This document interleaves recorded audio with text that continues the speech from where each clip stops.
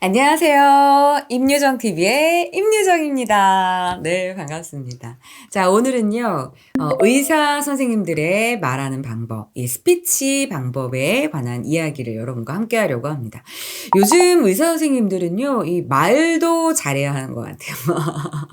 참 예전이 좋았죠. 예전에는 뭐 명의다, 뭐 전문적인 어떤 진료 기술을 갖고 있다, 뭐 수술 방법을 알고 있다. 그러면 환자들이 막 줄을 서시오 막 이랬던 때가 있었어요. 하지만 지금은 소통과 공감의 시대입니다.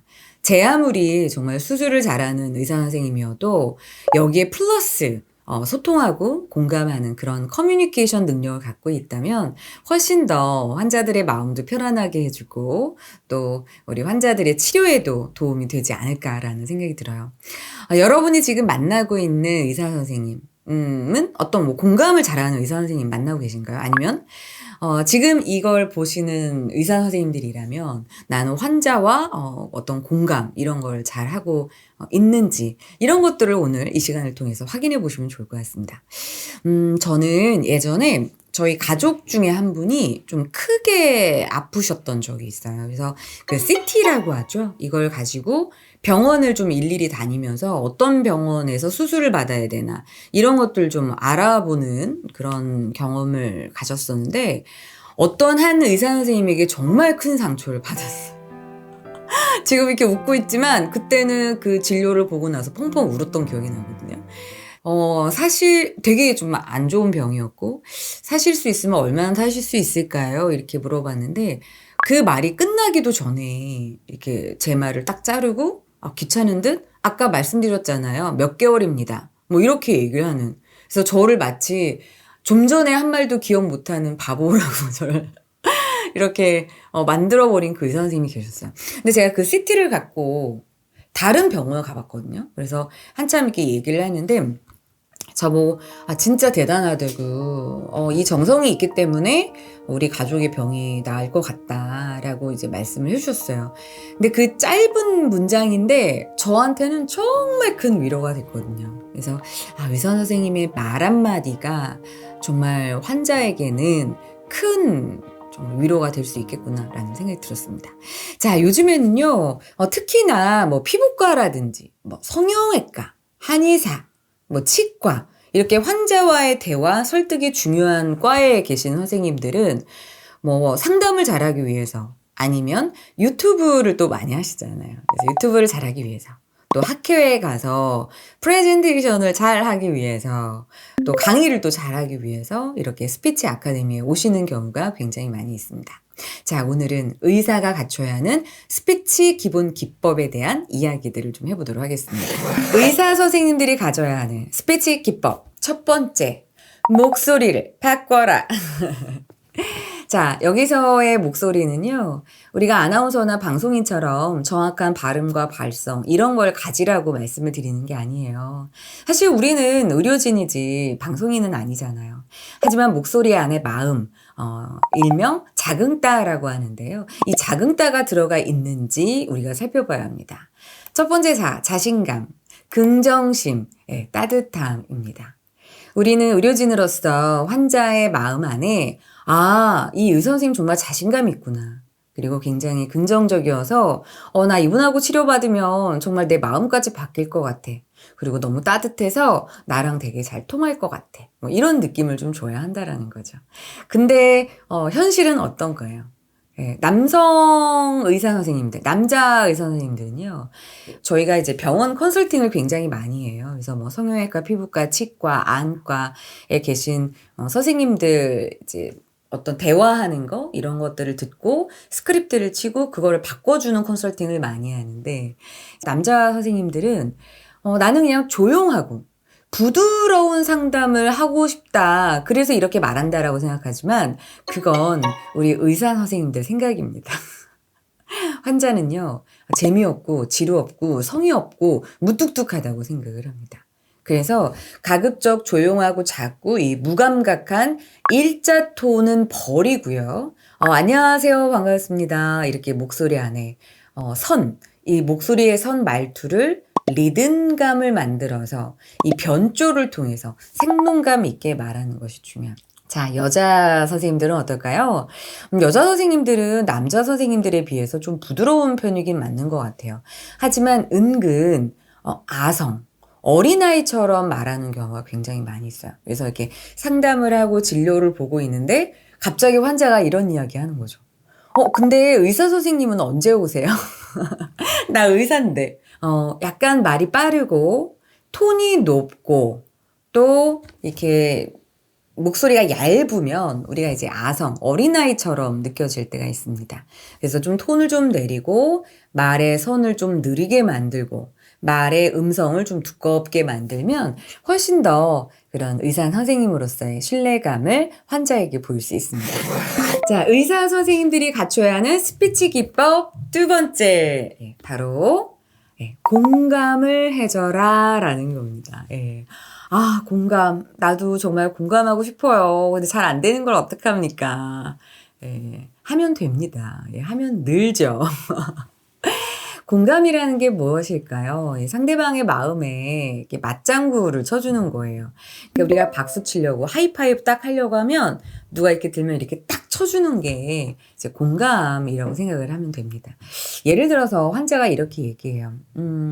이거 수술하면 아프지 않을까요? 그러면 사실 의사 선생님들은 이 질문이 하루에 뭐 수십 번, 수백 번 듣는 질문이라 정말 짜증날 수도 있어요. 하지만 이 환자는 처음 물어보는 거잖아요. 그러면 그냥 안 아픕니다. 조금 아파요. 안 아픈 수술이 어디 있습니까? 이렇게 얘기하는 것보다는 상대방의 마음을 들여다보고요. 컨트롤 C, 컨트롤 V 해주시면 됩니다. 이거 하면 아프지 않을까요? 아플까봐 걱정되실 수 있어요. 하지만 생각보다 그렇게 아프진 않고 이렇게 관리하신다면 더 통증을 줄일 수 있습니다. 그래서 환자가 이거 하면 정말 이거 시술을 하면 효과가 있을까요? 그럼요. 효과 있죠. 그러니까 이런 게 있는 거 아니겠어요? 효과요? 뭐 사실은 뭐 사람마다 다릅니다. 근데 내가 효과가 없는 사람의 축에 들 수도 있잖아요. 그럼 좀 불안한 거죠. 그러면 이렇게 얘기하는 거예요. 네, 효과에 대해서 염려하시는 거죠. 네, 그렇게 생각하실 수 있어요. 하지만, 이런 기능이 있기 때문에 효과가 있습니다. 너무 걱정하지 마세요. 이렇게 얘기를 하는 거죠.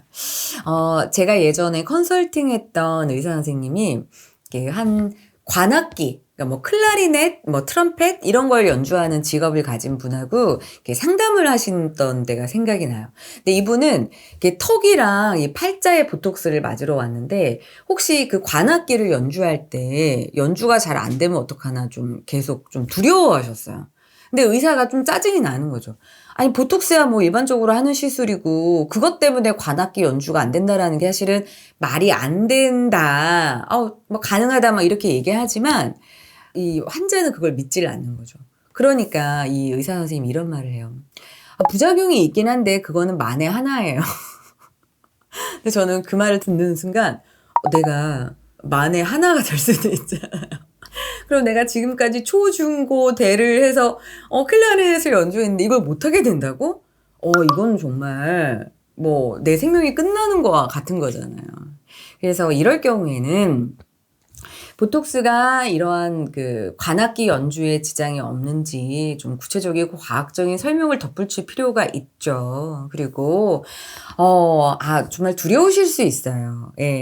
하지만 보톡스는 일반적인 시술이고 또 예전에 이 환자가 한번 맞아본 경험이 있대요. 그래서 맞아본 경험이 있었을 때 괜찮았으니 조금 뻐근한 느낌이 들 수 있지만 하루 이틀이면 금방 사라지고 오랫동안 이미 연주를 해오셨기 때문에 내공이 있으셔서 괜찮을 겁니다. 지장 없을 거예요. 라고 이렇게 안심을 시켰으면 어땠을까. 했던 말 또 하고 또 하고 환자는 안 나가고 의사 선생님은 보톡스에 돈 얼마나 번다고 내가 이야기를 또 듣고 이런 짜증스러운 상황이 계속 반복되게 하지 않으려면 빨리 정확하게 환자의 마음에 맞장구를 쳐주면 일찍 말을 끊을 수 있습니다.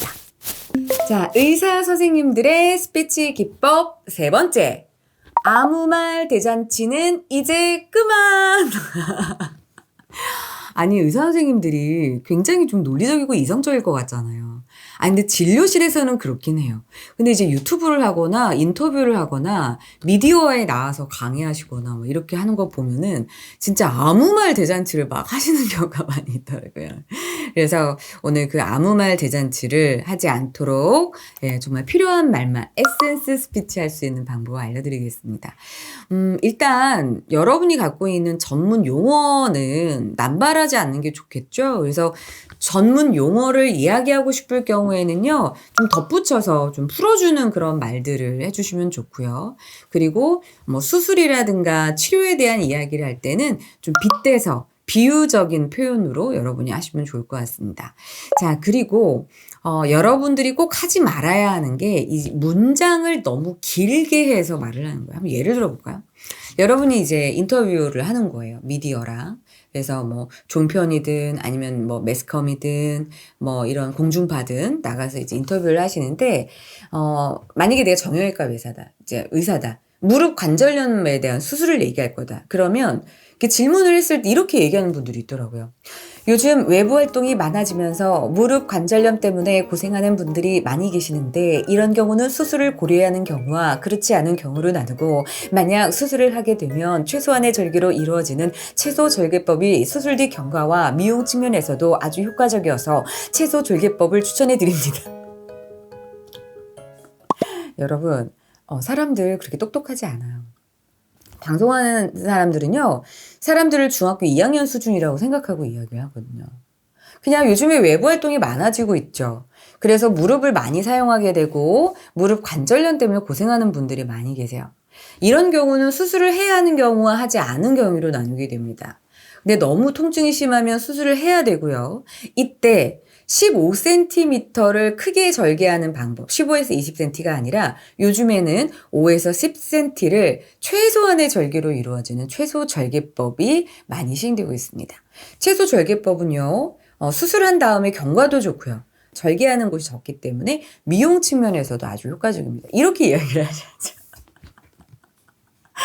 네, 어렵지 않잖아요, 여러분. 이게 뭐가 어렵습니까? 예. 저는 의사도 아닌데 제가 이렇게 말을 하고 있잖아요.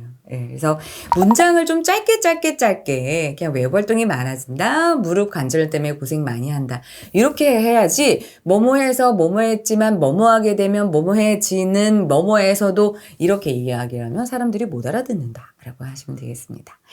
자, 그리고 요즘 의사 선생님들 유튜브 많이 하잖아요. 근데 유튜브 보면 참 여러 스피치 스타일 갖고 있는 선생님들 많이 계신 것 같아요. 너무 가르치기만 하는 의사님들. 권위적으로 보이죠. 그리고 너무 가볍고 그냥 너무 웃기기만 한 의사 선생님들. 또 어떤 의사 선생님들은 말 별로 없고 그냥 편집발로 가는 선생님들도 계시더라고요. 여러분 의사분들 유튜브 스피치 할 때 어떻게 해야 될까요? 방법은 있죠. 대화체로 하시고 들리게 말하고 또 표정 좀 신경 쓰면서 말하는 내용과 표정을 일치하시면 좋을 것 같습니다.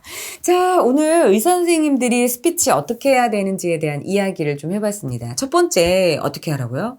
목소리 우리 신경 쓰자. 목소리 안에 리듬을 넣자. 그 다음에 두 번째 공감해주자. 세 번째는 아무 말 대잔치는 이제 그만 이런 이야기를 했습니다. 요즘에 우리 환자들 너무 똑똑해요. 네, 의료 병원 쇼핑 하잖아요. 그냥 예전에는 한 번에 떡 가서 그냥 수술했다면 요즘엔 돌아보고 나랑 과연 소통할 수 있는 의사 선생님들인가 이런 거 고려해보고 하니까 여러분 기술, 진료, 수술도 중요하지만 어떻게 말하느냐에도 신경을 썼으면 좋겠습니다. 정말 예전이 살기 좋았던 것 같아요. 그때로 돌아가고 싶다. 80년대, 90년대로. 네, 여러분. 제가 한 콘텐츠가 여러분에게 도움이 많이 됐다면 구독, 좋아요, 댓글 눌러주세요. 안녕!